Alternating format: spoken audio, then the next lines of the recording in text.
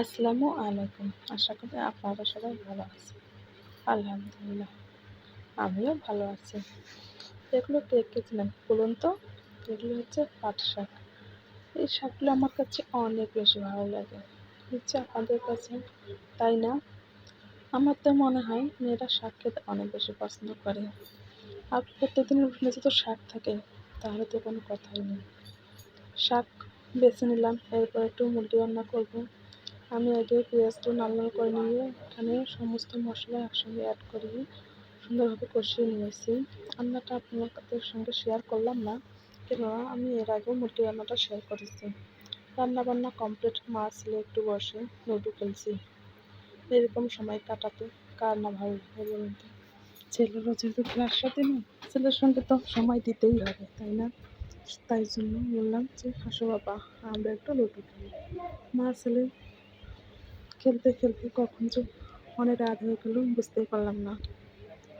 এই যে দেখুন, এই রাইস কুকারটা আমার বেশি দিন হচ্ছে না, আমি মাত্র 1 মাস ব্যবহার করেছি, কিন্তু তার মধ্যেই দেখুন কী অবস্থা।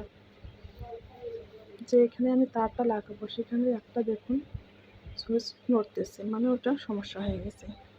কিন্তু আমার তো প্রচণ্ড ভয় লাগতেছে, এটা রান্না করতে গিয়ে যদি কারেন্ট শর্ট খায় তাহলে কী হবে বলুন তো? কারণ এর আগে আমার কাছে আরেকটা রাইস কুকার ছিল, সেই রাইস কুকার দিয়ে আমার পুরো হাতটা পুড়িয়ে গেছিলো।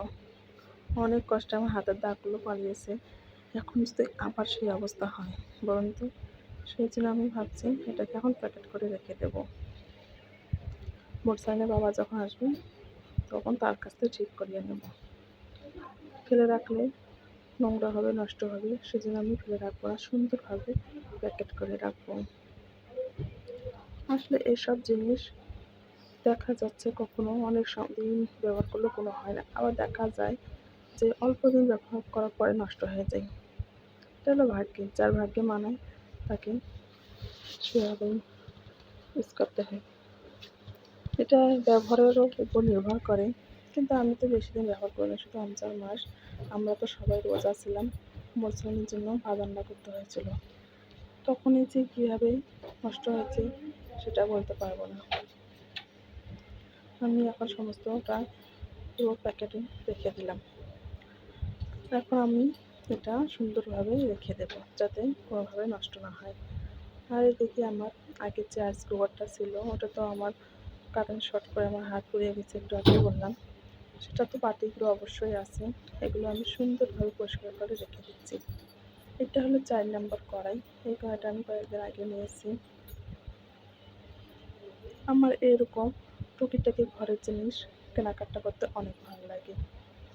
যখন ইচ্ছে মনে হয় যে কিছু না কিছু কিনি, টাকা থাকলে ইচ্ছে হয় এই টাকা দিয়ে কিছু কিনি, মেয়েরা বোঝে এইটুকু কিনি, তাই না? সংসারে যা যা প্রয়োজনীয় জিনিস কেনাকাটা করতে অনেক পছন্দ করে।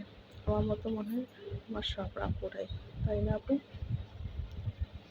আমি এগুলো এখন সমস্ত কিছু সুন্দরভাবে গুছিয়ে রেখে দিচ্ছি, কারণ আমি যে কোনো জিনিস সুন্দরভাবে রেখে দিই, সেটা পুরানোই হোক বা নতুন হোক, কারণ নষ্ট হলে আমার কাছে একদমই ভালো লাগে না। কোথায়